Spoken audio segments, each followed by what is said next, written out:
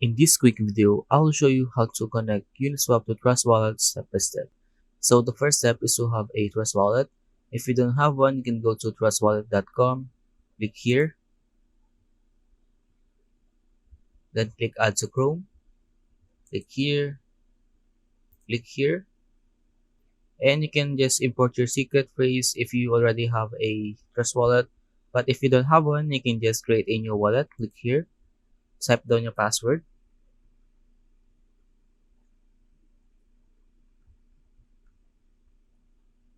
click here, and click proceed.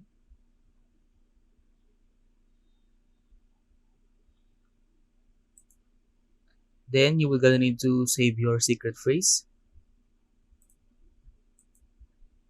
and then click proceed. And then you will gonna need to confirm your secret phrase.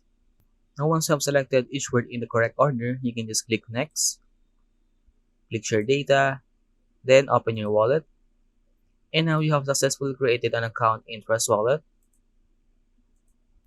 Then go to app.uniswap.org, click connect, click here, and then click connect. And now you have successfully connected Uniswap to Trust Wallet. If you have any questions about how to connect Uniswap to Trust Wallet, leave a comment below.